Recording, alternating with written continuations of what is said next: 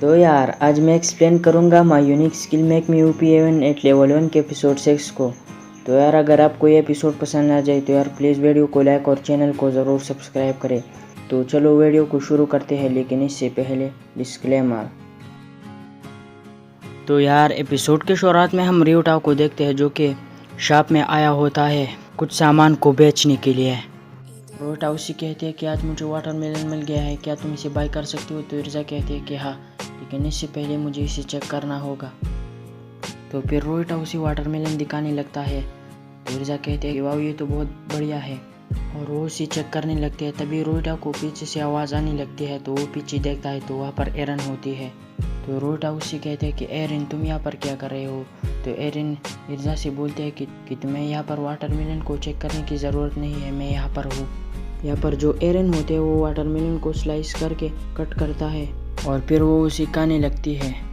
और जैसे वो थोड़ा इसमें से बाइट लेते हैं तो उसे बहुत मस्त और बहुत डिलीशियस लगता है, और वो कहते हैं कि ये तो बहुत मस्त है और डिलीशियस है। और तभी वहाँ पर जो लोग होते हैं वो सारे वाटरमेलन पर टूट पड़ते हैं और उसे खाने लगती है। तो एरिक जो है वो वहाँ पर बोलते हैं कि भाई मेरे वाटरमेलन को मत खाओ, लेकिन वो वाटरमेलन बहुत डिलीशियस होता है तो सब लोग उसे खा लेती है। यहाँ पर जो इर्जा होते हैं वो ये सब देखकर काफ़ी हैरान होते हैं, और वो रियोटा से कहते हैं कि रियोटा तुम ये सब वाटरमेलन मुझको बेच दो। और वो कहते हैं कि ये जो सब वाटरमेलन है मैं इसे रियोटाज वाटरमेलन के नाम से सेल कर दूंगा और इसमें हमारे लिए बहुत फ़ायदा होगा। तो रियोटा भी उस कॉन्ट्रैक्ट के लिए मान जाता है। तो रियोटा भी मान जाता है और वो कहता है कि ये तो मेरे लिए बहुत अच्छा होगा, ये मेरे लिए एक इनकम सोर्स बन जाएगा जिससे मुझे हर रोज़ पैसे मिलते रहेंगे। रियोटा ये बोलकर बहुत खुश होता है। रियोटा मन में सोच रहा होता है कि बैम्बू शूट से ये वाटरमेलन बहुत ज़्यादा जल्दी पॉपुलर हो गए, और वो सोच रहा होता है कि मैं अभी इसे लेकर आया हूँ लेकिन लोगों ने उसे बहुत पसंद किया। और वो देख रहा होता है कि सारे लोग वाटरमेलन बहुत मज़े से खा रहे होते हैं। तो यहाँ पर जो इर्जा होते हैं वो रियोटा से कहते हैं कि जहाँ पर मुझे पता है कि टेलुलु के लेवल पर वाटरमेलन मिलती है, जिस पर रियोटा उसे कहते हैं कि हाँ बिल्कुल। तो इर्जा उसे कहती है कि क्या तुम्हारे पास लाइसेंस है। तो रियोटा उसे कहता है कि लाइसेंस। तो रियोटा उसे कहते हैं कि ये लाइसेंस क्या होता है। तो इसके बाद इर्जा उसे लाइसेंस के बारे में बताती है, और वो कहते हैं कि लाइसेंस जो है वो परमिशन देता है कि तुम लेवल 5 से नीचे जितनी भी डंजन है तुम इसे अच्छे से एक्सप्लोर कर सकती हो। अगर तुम वर्ल्ड की कहीं भी डंजन पर जाओ तो वहाँ पर ये भी अप्लाई होता है, और ये जो लाइसेंस है। और वो कहते हैं कि जैसे कि तुमको पता होगा कि जो डंजन होते हैं वो लेवल 4 से आगे बहुत ही ज़्यादा ख़तरनाक हो जाती है। और हाँ, इस लाइसेंस के डिफरेंट टाउन होते हैं, उसकी अलग पॉलिसी होती है। तो सेक्रो के अंदर हर 5 लेवल के बाद एक नया लाइसेंस मिलता है। तो लेवल 1 से लेवल 5 तक तुम्हें किसी भी लाइसेंस की ज़रूरत नहीं होगी, लेकिन लेवल 6 से लेवल 10 तक तुम्हें लाइसेंस की ज़रूरत होगी, और ये तुम्हारे लिए बहुत ही अच्छा होगा। और मेरी तुमसे ये रिकमेंडेशन है कि तुम यहाँ से लाइसेंस ले लो ताकि तुम्हें फ्यूचर में कोई भी मुश्किल का सामना ना करना पड़े।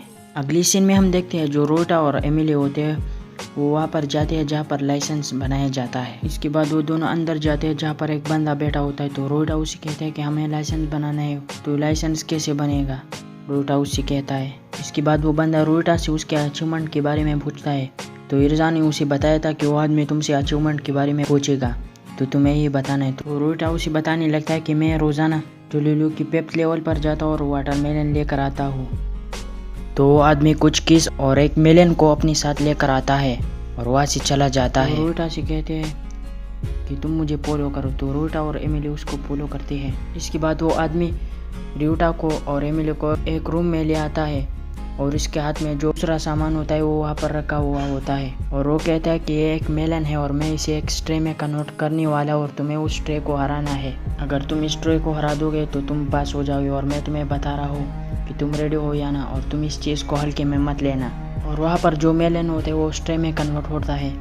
तो एमिली ये देखकर बहुत ज़्यादा हैरान होता है, और वो कहते हैं कि ये जो स्ट्रे है ये असल में एक स्टील स्लाइम है और ये काफ़ी सख्त होता है। इसके बाद जो रियोटा होता है वो उसे एक पंच मारने के लिए उस पर अटैक करता है। जैसे वो उसे पंच मारता है तो थोड़ा पीछे गिरता है, लेकिन उसे कुछ नहीं होता। ये सब देखकर एमिली बहुत ज़्यादा घबराई हुई होती है। तो रियोटा उससे कहते हैं कि तुम्हें चिंता करने की कोई ज़रूरत नहीं। इसके बाद जो रियोटा होता है वो कहता है कि मेरे पास बहुत ही ज़्यादा एक अच्छा प्लान है, इससे मैं इस स्लाइम को बहुत ही आसानी से ख़त्म कर सकता हूँ।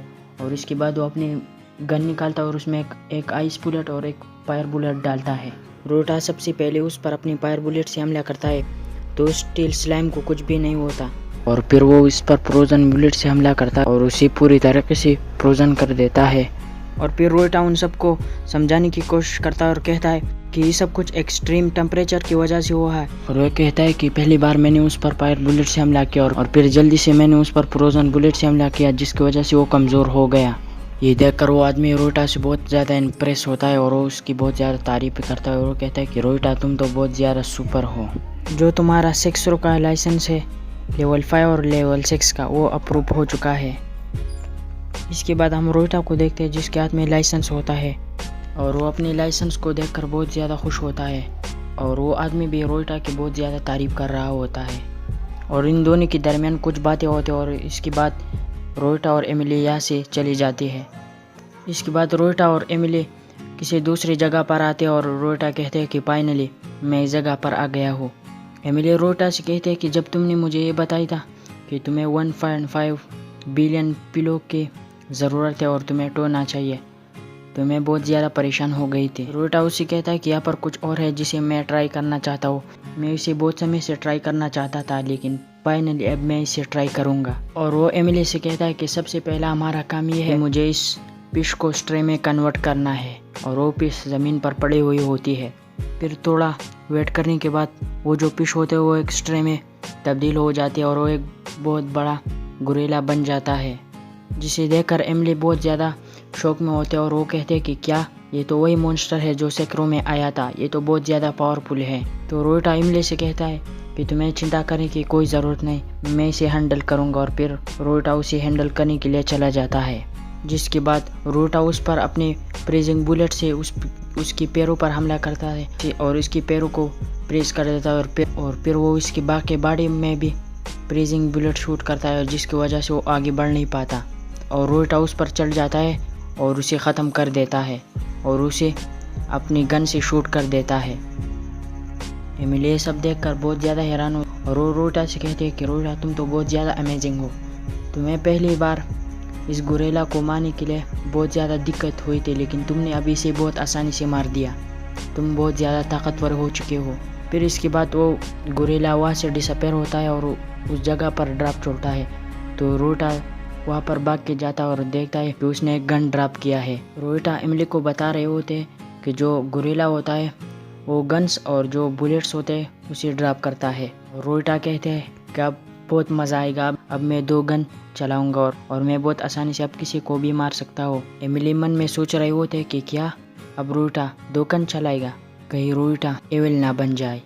तो रोटा उससे कहता है कि तुम्हें चिंता करने की कोई ज़रूरत नहीं है, जब मैं तुम्हारे आसपास रहूँगा तो मैं पीसफुल रहूँगा। तो इसी के साथ हमारा ये आज का एपिसोड ख़त्म हो जाता है। अगर आपको ये एपिसोड पसंद आ जाए तो प्लीज़ वीडियो को लाइक और चैनल को ज़रूर सब्सक्राइब करें।